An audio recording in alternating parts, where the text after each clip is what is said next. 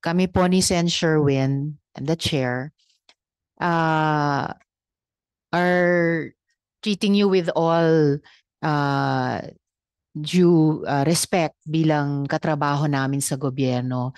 Pero napapansin po namin yung ibang mga sagot ninyo na batay sa dokumento o batay sa common sense, whether kaugnay ng pagiging representative nyo sa Hongsheng na nandun sa dokumento ng munisipyo ninyo bago kayo mayor, or yung fact na alam niyo yung detalye nung hog racing business nyo dati, pero hindi nyo masabi yung usaping kaperahan.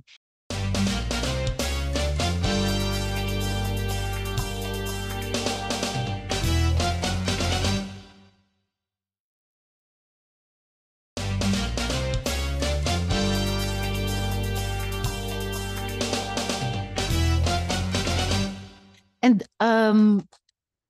ano po ang mga pangalan ng inyong mga magulang? Ang nanay ko po si Amelia Lial po.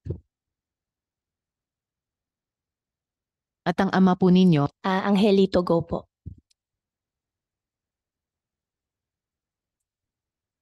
At sila po ba ay kasal?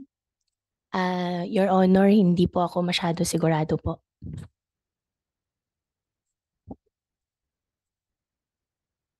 Nandito po ba ang PSA? Wala po.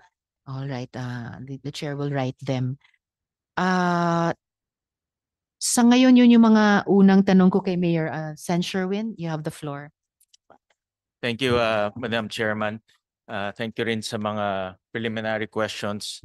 And I just have mga follow-ups lang po on the question. And thank you for the statement, Mayor Alice. And tama ho kayo na trabaho talaga ng local chief executive na maganap ng investors, magdala ng kabuhayan, gumawa ng trabaho para sa constituents niya. Talagang kasama yon. Pagpapatuloy ko lang with the permission of the chairperson yung mga questions niya. I heard earlier na sinabi niyo na ang original negosyo niyo is farming and lumaki kayo sa farm. Tama po ba? And yan talaga ang kinalakihan niyo, yung farm at yung hog racing. Tama po ba? You can pakigamit po yung mic para malagay sa records. Tama po ba? Opo. Paano ho kayo napunta sa Pogo? Parang ang layo eh. May farming ka, no, agriculture, and then biglang pumasok kayo sa Pogo. Paano, pwede nyo bang ikwento paano naging transition nyo from farming to Pogo? Your Honor, wala po ako sa Pogo. Hindi po ako involved po sa Pogo. Pinakita kanina ni Chairperson yung resolution na nakapangalan sa inyo. Correct? Opo. Bakit kayo nag-apply ng resolution? Because in the resolution, paki-flash nga, nakasulat doon, applicant eh. No? Your Honor, bilang incorporator po ng Baofu po, tinulungan ko po sila na ipakilala din po doon sa previous po na administration po para po doon sa Lono po. Flash yung resolution. Tek, paki-flash yung resolution. Para maging clap. Tayo lang natin sa Mayor Opo. Yung kaninang resolution na finlash po.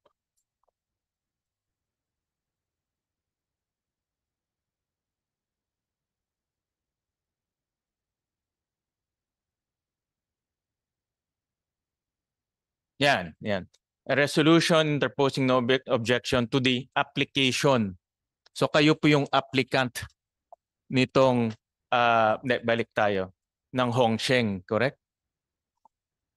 Can you go back? Yan. Kayo po ang applicant in behalf of Hongsheng, tama po ba? Your Honor, hindi po in behalf of Hongsheng po. Supposedly po in behalf of Baofu po kasi incorporator po ako ng Baofu po. Yeah, pero doon sa resolution, klaro po it's Hongsheng eh. Hindi po Baofu. So, Pero hindi po ako involved po sa any documents po. Hindi rin po ako involved po, Your Honor, sa operation po ng Hongsheng po. Paano po nangyari na ang applicant is Hong Sheng, represented by you. I would assume kayo po yung kayo po ba ang pumunta sa sanggunian para sumagot lahat nito? Kayo po ang physically na pumunta doon? Your Honor, hindi po. Hindi kayo pumunta doon? Hindi po. Pero kayo yung nag-apply? Ako po yung tumulong po na ipakilala po sila sa previous administration po. Yeah, pero dito sa document, klaro po kayo ang applicant in behalf of Hong Sheng. Opo, Your Honor, pero hindi po ako yung pumunta po para mag-apply po. Pero anong relationship niyo between you and Hong Sheng? Anong formal relationship po ninyo? Your Honor, wala po kami relationship po. Wala kayong formal relationship? Wala po. But yung resolution, nakasulat dito kayong applicant at binibigyan ng lono ang Hong Sheng, no? Your Honor, ako lang po yung tumulong, ako lang po yung nagtulay na ipakilala po sila sa previous administration po. That's your statement but the records say otherwise. Opo, pero hindi po Ito talaga po yung po formal document duly approved by the Sangguniang Pangbayan. Opo, Your Honor, pero hindi po talaga po ako pumunta para mag-apply Sige po. Anyways, iwan muna Opo. natin kasi ito yung formal records. Yan yung statement po ninyo. Your Honor, sorry po. I think may minutes po dapat sila for that na wala po talaga po ako doon. Hindi po ako yung nag-apply po. Hindi ko alam. Kung ako yung sanggunian, bakit ko ho i-approve na kayo ang applicant? Ibig ho sabihin yung lahat ng sanggunian ho, nagkamali ho sila? Your Honor, during that time po, hindi pa po ako mayor po. I know, hindi alam ko. Opo. This is year 2020. Opo. Correct. Opo. Hindi pa ho kayong mayor. So ang punto ko lang naman, in-approve to ng sanggunian at alam ng mga sanggunian members kayo yung applicant. Diba? Kung hindi ho kayo yung applicant, dapat tumayo ho isa dyan na sabi hindi ho siya yung applicant. Diba? Anyways, yan po yung formal records. We'll move to another topic na gusto kong itanong. Nasabi niyo ho kanina na parte kayo ng Baofu. Opo, Your Honor. When you say parte, may-ari ho kayo ng Baofu? Your Honor, ang sa akin lang po is the property lang po. But in the articles of incorporation, part ho kayo ng incorporators. Your Honor, opo. Tama. Opo. Ilang percent po? This is prior to your divestment. Opo, this is opo. So gaano kalaki po ang ownership niyo sa Baofu? Your Honor, yung property po, 50% po na sa akin po. Anong ownership niyo sa Baofu? Yun ang simple question. Ownership po. Oo. Ako po yung president po. You're the president kayo ng Baofu? Pero Opo, yung ownership niyo sa Baofu, ilan ang pagmay-ari niyo sa Baofu? Your Honor, nagumpisa po, explain ko lang po. Nagumpisa po. Opo. Nagumpisa po kami sa joint venture lang po. Nung bago pa ako nag-divest, gusto po nila na mag-additional po, mag-expand po ng building. However po, wala pa akong mailabas po na pera. Kaya, But anong percentage ownership niyo sa Baofu? 50% So po. 50%. So you control 50% of the company. Tama? Before po ako nag-divest po. Oh, correct. Opo. So ngayon, I'm trying to put this together, no? Si Baofu is the landowner, tama? Opo, Your Honor. Si Hong Sheng doon siya nakatayo sa Baofu? Your Honor, si Hong Sheng po, nagre-rent lang po kay Baofu po. Sino may-ari ng building? Yung pag-ari po ng building po, Baofu po. Baofu ang nagpatayo lahat. Opo. Siya naglabas ng pera, siya kumuha ng contractor, siya nag-invest para magpatayo ng building na yon. Lahat ng nandoon si Baofu may-ari, correct? Opo, Your Honor. Si Hong Sheng is just leasing kay Baofu, Opo, Your Honor. correct? So, ang tanong ko ngayon, bakit kayo nag-represent kay Hong Sheng kung nagli-lease lang siya? Bakit hindi si Hong Sheng ang dumiretso at kumuha ng lono? Your Honor, that time po, nilapit ko po sila doon sa previous administration po. Hindi ko na rin po alam kung paano po nangyari po na naisama po yung pangalan ko po doon sa documents po. Pero Okay. hindi po talaga ako kasali po sa Hong Sheng po. Kasi marami dito sa resolution talagang pangalan nyo. In fact, in the resolution towards the end, nakasulat application of Miss Alice Go. Your Honor, Throughout the document, puro Alice yan. Ito. Throughout the document. So, Ang punto ko, kung lessor-lessee ang relationship, paano kayo ang naging representative ng Hongsheng? Your Honor, tinulungan ko lang po si Hongsheng po na ilapit po dun sa previous po na administration po at para po dun sa letter of no objection po nila. Okay. So, babalik ako kay Baofu. Opo. So you're saying ngayon, nung kayo po ay 50% owner ng Baofu, lahat ng ipinatayo doon, can we show the buildings kanina? Madam Chair, with your indulgence and permission. Yes, of course, Senator. Oo.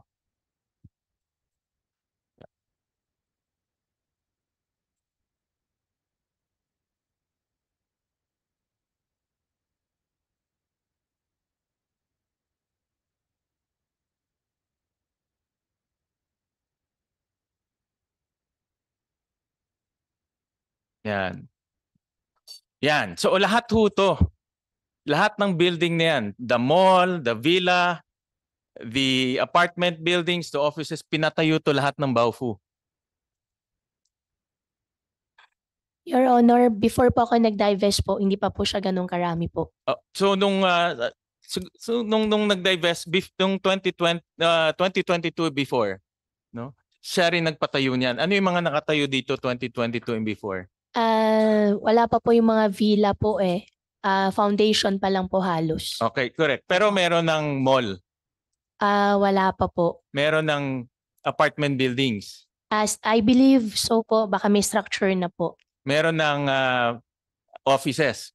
Obviously meron dahil andun Opo, si Hong Xiang, offices diba? po sure Correct. po meron po. Magkano ang inilabas ni Baofu para ipatayo lahat itong mga struktura? Your Honor, hindi ko na po alam kung magkano po nailabas po ni Baofu kasi But- yung sa akin po lupa lang po. Yeah, but during your time, kasi 50% owner ka eh. Ah, Diba? You're supplied with Opo. the financial statements. You're supplied with the annual reports. So dapat alam mo kung magkano linalabas ng kumpanya, di ba? Opo, Your Honor, ang naging usapan lang po namin dyan, isakin po yung lupa. Sila na po nagpatayo po. So hindi kayo hindi ko humingi ng annual reports or anything? Hindi na po, Your Honor. Okay, hindi magkano ang 'di ba may lessor-lessee relationship? Magkano ang upa? Your Honor, bago po, after ko po nag-divest po, hindi ko na po Yeah, alam. before. Before po, Your Honor, hindi ko rin po alam po. But you're a 50% owner. Opo, sa akin lang po kasi yung lupa po. Yeah, tama nga. So yung lupa, pero 50% owner ka ng kumpanya, nakikita sa upa, Opo, tama? opo. Na maglalabas ng pera para ipatayo yon dahil kailangan nyo kumita, magkano yung upa? Your Honor, hindi po ako naglabas po ng pera po, kaya yung upa po, hindi rin po siya nakarating po sa akin. So wala Bago ka po. nakukuha. Wala po, So Your linagay mo Honor. yung lupa pero wala ka. How do you get your money back? Kung how do you get your return on investment? After ko po mag-divest po, binayaran po nila sa akin po yung lupa po. Hindi, pero nung una, ano yung usapan niyo nung una bago I'm talking about Opo. before the divestment. Bago po nangyari po, bago po ako nag-divest po, Your Honor, wala pa po. Kasi nag-divest po ako 2021 po. wala pang kita. Wala pa po. Wala rin po sila minibigay po sa akin. Anong usapan niyo kung paano ka kikita sa lease nila? Anong usapan niyo? As 50% owner, you have to remember 50% owner ka. Opo. Lahat ng kita nila papasok sa iyo kalahati. So anong usapan niyo? Ang usapan po namin nung una po, Your Honor, magpapasok pa po ako ng pera. However po, hindi po ako nakapagpasok po ng pera. Kaya binenta ko na lang po yung lupa po sa kanila. Pero wala kayong, ano yung usapan niyo doon sa, kasi nagli-lease eh, di ba? Magkano yung lease rate? Magkano kikitain every month? Magkano kikitain every year? How Opo. much are those? Your Honor, nag-umpisa po yan mixed use. Ang usapan po kasi talaga namin siya nung unang-una po, mixed use po na development. Hindi po siya talaga pogo. Tapos po, nung after po na lumaki na po yun at wala rin naman po akong pera na pwede po invest po dyan, nag-divest na po ako. Oo, but prior to your divestment, magkano dapat ang kikitain mo? Sa Dito sa project na ito. sa entire project po. Yeah. Your Honor, bago po ako po nag-divest, wala pa po kaming definite po na computation po. Okay. So naglagay ka na lupa, kalahati sa iyo yung corporation pero hindi mo alam magkano kikitain mo. Your Honor, ang contribution ko lang po is po yung lupa Yeah, I po. know. Pero Opo. dapat ma-recover mo rin lupa mo, di ba? Kahit paano. Opo. Oo. After ko po mag-divest po, Your Honor, binayaran po nila sa akin po Okay. yung lupa. Okay. Lilipat naman ako. Paano mo nakilala itong mga investors, Chinese investors? Nakilala ko po sila, Your Honor, sa Clark po. How did you meet them? May nagpakilala, mayroong anong scenario nung nung nakilala mo itong mga Opo. Chinese investors? Opo. Your Honor, nakilala ko po sila sa Clark kasi meron po sila mga restaurants po sa loob na po ng Clark. Binibentahan ko po sila supposedly binibentahan ko po sila ng karne po, baboy po. Okay. Doon po kami nag-umpisa na magkakilala po. And then itong mga tinitignan ko itong mga incorporators, 3 out of the 5 are Chinese. Opo. Marunong ba sila mag-Tagalog? Konti po. Marunong ka mag-Chinese? Konti din po. Okay. And then Sen. Sherwin, if I may. Actually, Mayor, may impormasyon na fluent daw kayo sa Mandarin. Hindi lang konting marunong. Tama po ba? Marunong po ako sa Mandarin po, Your Honor. Saan po kayo natuto? Natuto ko po sa tatay ko po. Sa tatay nyo? Opo, at saka sa mga nakakausap po, tsaka self-study na rin po.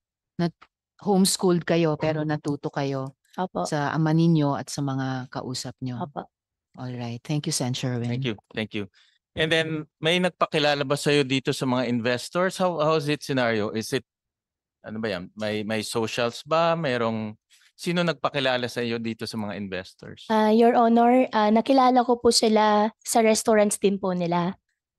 Tapos po binibentahan ko po sila ng baboy po kasi yun po yung negosyo ko po.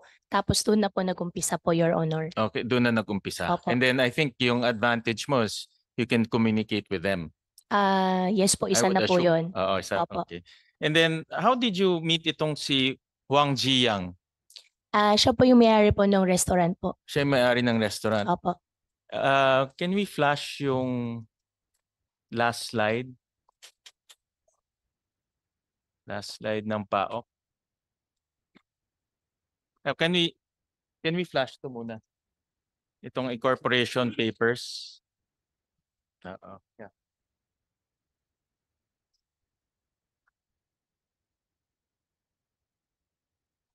Tinignan ko kasi itong incorporation papers ninyo and then meron isang Wang Jiyang, one of the incorporators na interestingly Cyprot, no? From Cyprus, no? Hindi, yung incorporation papers kanina. No, so na-curious ako kasi Chinese sounding name pero Cyprot yung kanyang nationality, no? Saan ba 'yon? There. Yan. So one of your partners is Wang Jiyang na Cyprot yung kanyang nationality.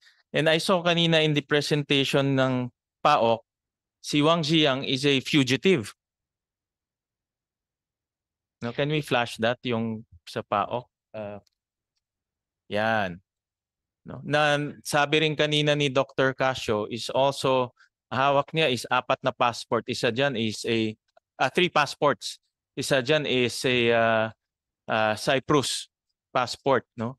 So in other words, yung partner mo is a fugitive. Your Honor, hindi ko po alam na fugitive po siya. Oo. Ngayon ko lang po nakita kanina po sa screen. Okay. But this puts you in direct link and direct business, doing business with the fugitive. Your Honor, hindi ko po alam na fugitive po siya. Okay. And then kanina, sinabi mo na Baofu yung may-ari, nagpatayo lahat. And then we looked at the financial statements of Baofu. Can you flash this? Meron ba tayo nito?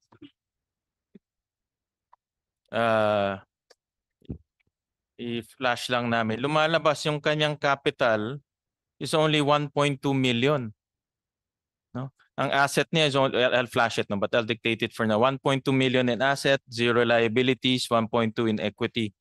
So paano siya nagpatayo ng ganong kalaking building na ang equity niya is only 1.2 million? Your Honor, hindi ko po alam. But you own 50%. Ay, dun sa lupa po, yun po yung usapan po namin, Your Honor. Na joint venture po, sa akin lang po yung lupa. And then ang sales niya, ano yung sales? Mhm.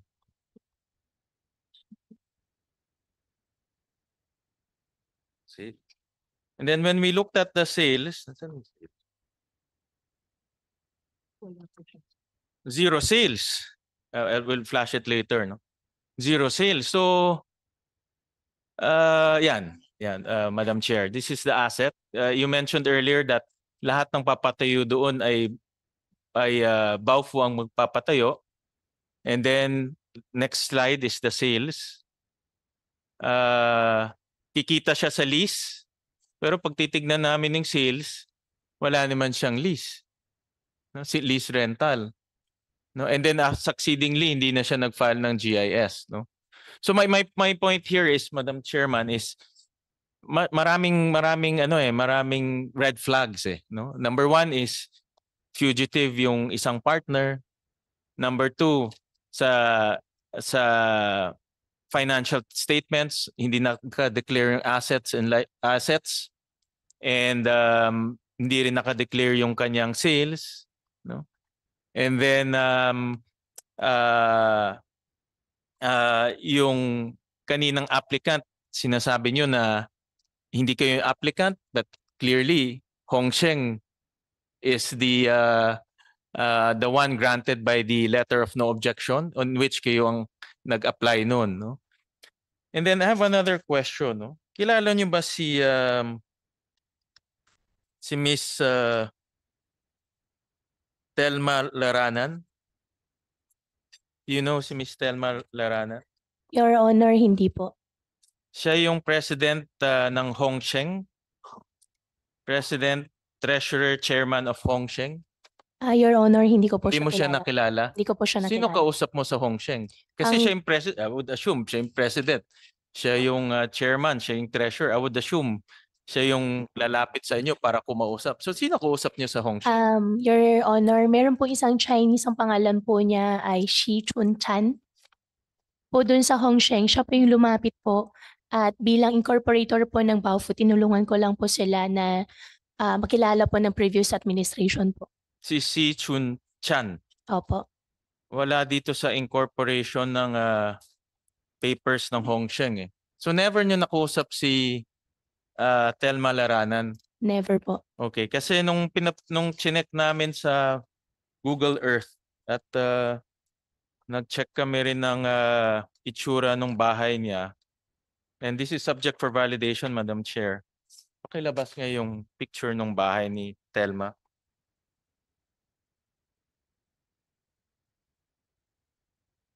Ang registered address ni Telma is in number 128 Purok 2, Castillo, Concepcion, Tarlac.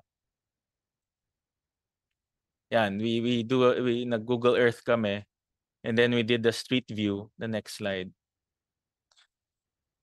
Ito yung bahay ni Telma, yun, 128.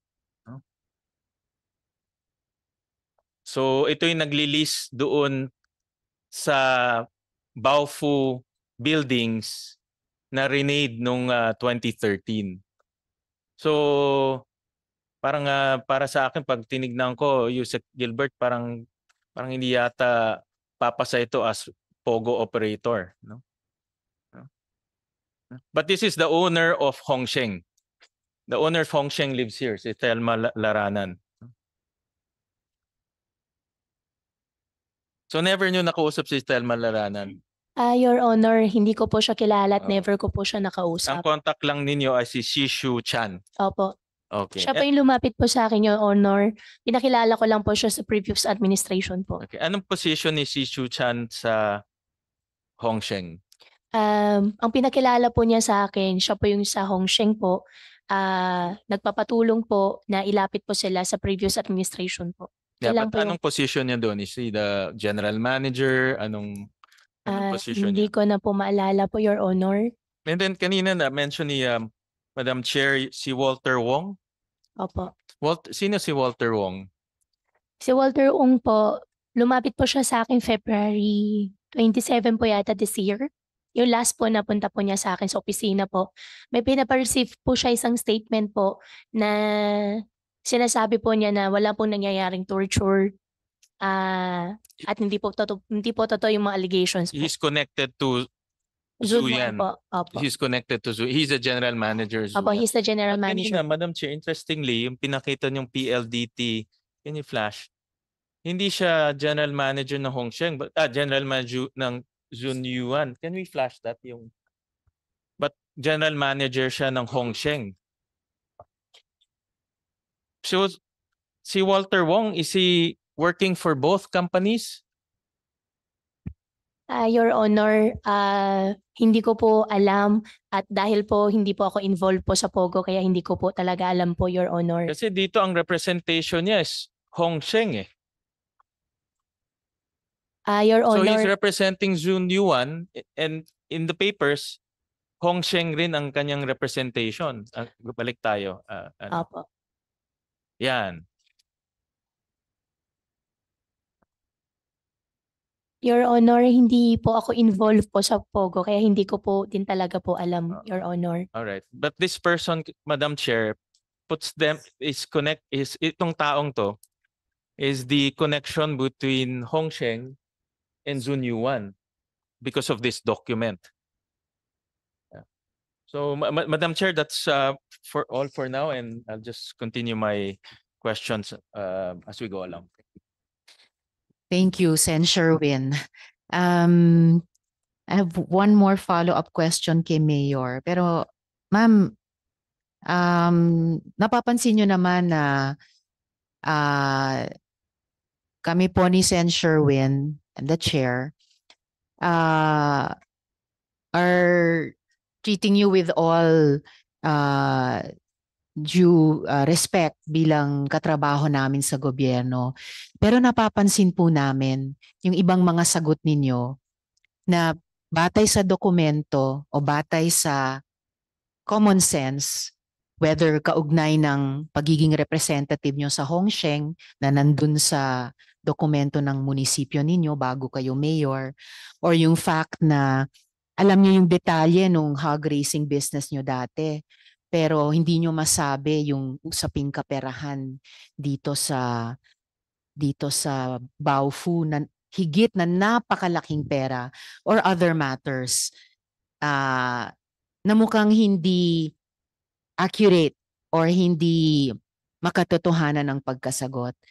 So I would really request the good mayor, hindi lang dahil pare-pareho tayong nagtatrabaho sa gobyerno and usually we show each other mutual respect. Pero dahil din nanumpa kayo kanina na you will tell the truth in this hearing, to please be more candid with the committee. Dahil you know bilang local chief executive na sa ganitong mga pagdinig dito man sa Senado or sa Municipal Council, we expect to tell each other the truth. So, pakilang Mayor, no, a bit more candor than you have shown on some of the important questions so far. Kasi yung sinabi ni Sen Sherwin kanina na ayaw natin na sino man ay, again, sabi din niya kanina, excuse the term, ginagago ang sino man. Most of all tayo po dapat ay nagsasabi ng totoo sa isa't isa. So, a last couple of follow-up questions, Mayor. So, una, I need to ask, sa birth certificate po ninyo, yun pa, yung mga tanong kanina sa mga tao, birth certificate po ninyo, dalawa ang kapatid nyo at pangalawa kayo, middle child kayo. Tama po? Your mic, ma'am. Your Honor, ang alam ko po, isa lang po ako sa nanay ko po. Okay, pero pag panghahawakan ko pa rin yung kopya namin ng birth certificate ninyo, di umano doon sa birth certificate, dalawa ang kapatid nyo at pangalawa kayo. Ano po yung pangalan ng mga kapatid nyo? Your Honor, ako lang po mag-isa po sa nanay ko po. Meron ba kayong mga kapatid o half-siblings sa ama ninyo? Sa ama po na half-siblings po, meron po. So ano pong mga pangalan ng mga half-siblings ninyo sa inyong ama? Chinese po sila. Anong mga pangalan po nila? Guo Xianglong. At ano pa yung isang pangalan? Your Honor, yan po. Isang pangalan lang po yun. Opo, Your Honor, yan lang po. And then yung isa pang pangalan ay? Guo Xianglong. So isang pangalan lang. So ano yung pangalawa? Yung sa dalawang half-siblings nyo sa ama nyo? Ang alam ko po, Your Honor, isa lang po siya. Isa lang. Opo, Your Honor. Babae po ba o lalaki? Lalaki po, Your Honor. Siya ba si Seymen Go? Hindi po, Your Honor. O bagamat babae ito, siya ba si Sheila Go? Hindi po, Your Honor. So nasaan na po yung half-sibling nyong iyon sa ama ninyo? May sariling family na po, Your Honor. Andito ba sila sa Pilipinas? Your Honor, sa ngayon po, wala po. Nasaan po sila? Ang alam ko po, nasa China po. Sa China. Alright, Mayor. Yung ama po ba ninyo ay Chino rin? Ang alam ko po sa tatay ko po ay half Chinese, half Filipino po. Half Chinese, half Filipino. Okay po. Ngayon ma'am, may ipa-flash po akong helicopter RP-C1902 na kulay metallic gray. Sa inyo po ba ito? Metallic gray po, hindi po. So may chopper kayong ibang kulay. Your Honor, opo, pero naibenta ko na po. Anong kulay nung chopper ninyo? Your Honor, black po. Black. Kanino po ibinenta? Binenta ko na po sa isang British po na company po. Anong pangalan po ng British company? Your Honor, kunin ko lang po yung exact name po, ipaprovide ko po. Alright.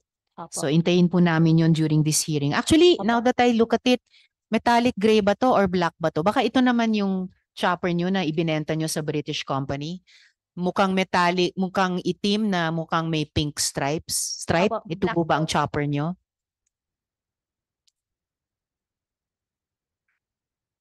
Your Honor, black po siya. Yes. Itong photo ay pwedeng magmukhang black din. Ito ba ang chopper nyo? Kung itim ito tapos may pink stripe, ito ba yung chopper nyo dati? Opo, Your Honor, yan po yung chopper ko po dati.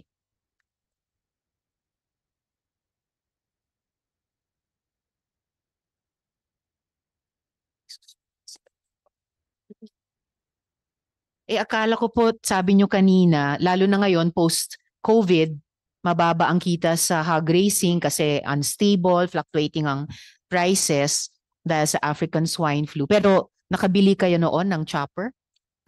Opo, Your Honor, before pandemic po. So anong taon nyo ibinili yung dati nyong chopper? Kung maalala ko po, Your Honor, bago po 2018 po. So mga 2017. Baka mga 2018, 2019 po. Double check ko po sa record ko po dati po, Your Alright, Honor. salamat. At kailan nyo binenta sa British company? Recently lang po. Anong taon po? This year po. 2024. Opo. Alright, salamat. So, dako naman po tayo sa mga tanong para sa PAGCOR. Yes, of course. Sen. Sherwin. Madam Chair, just a quick interjection with your permission again. Just want to ask si Mayor Alice, may negosyo kayo sa Valenzuela?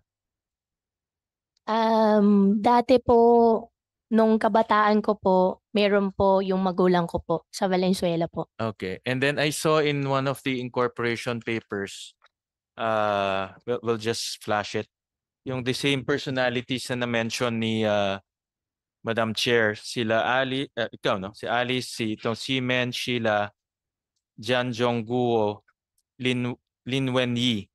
They're all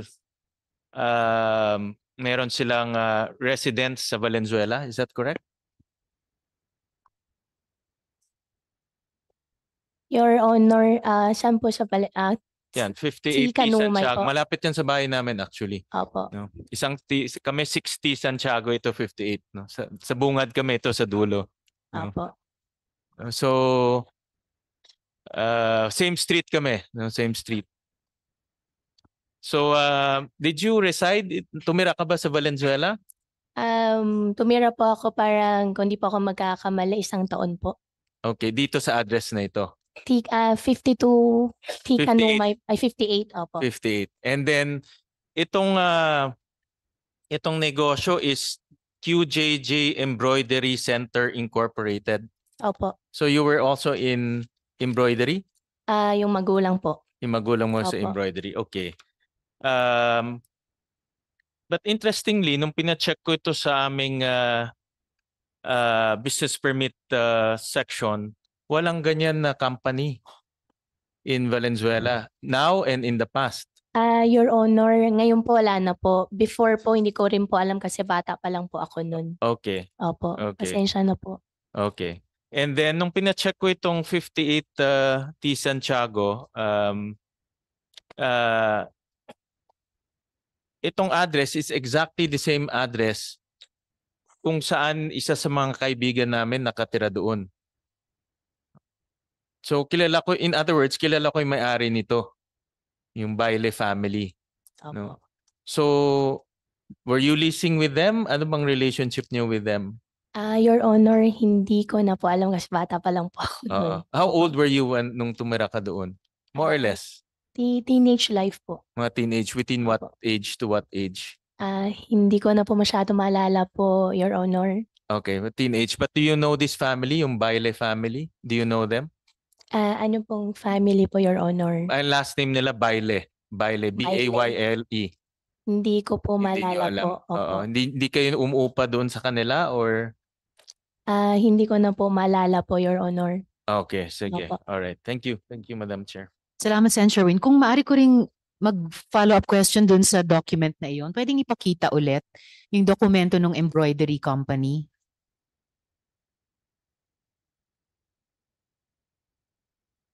Salamat.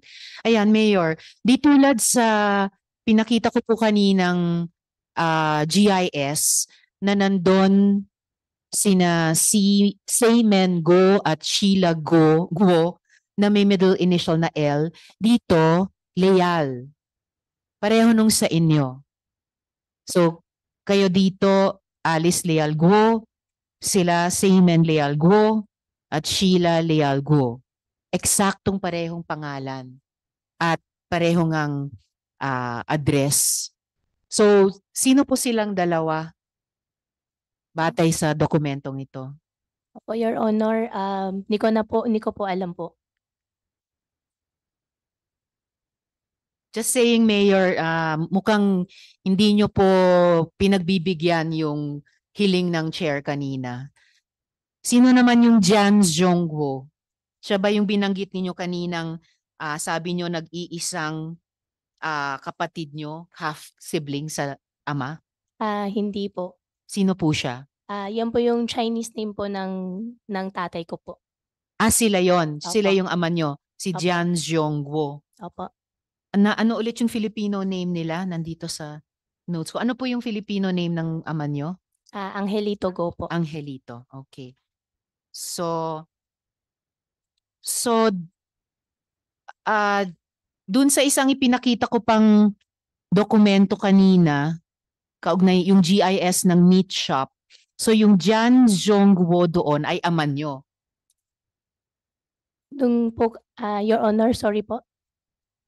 Kanina may pinakita akong GIS ng meat shop ninyo na nandun yung Jan Zhongguo. So ama ninyo tulad dito. Chinese name po. Chinese name Opo. nila na Filipino name Angelito Guo. At yung Lin Wen Yi, kanina pinakita ko nasa GIS ng meat shop. Siya rin po kasama dito sa papel naman ng embroidery company. Sino naman po si Lin Wen Yi? Your Honor, hindi ko po siya kilala po. Salamat.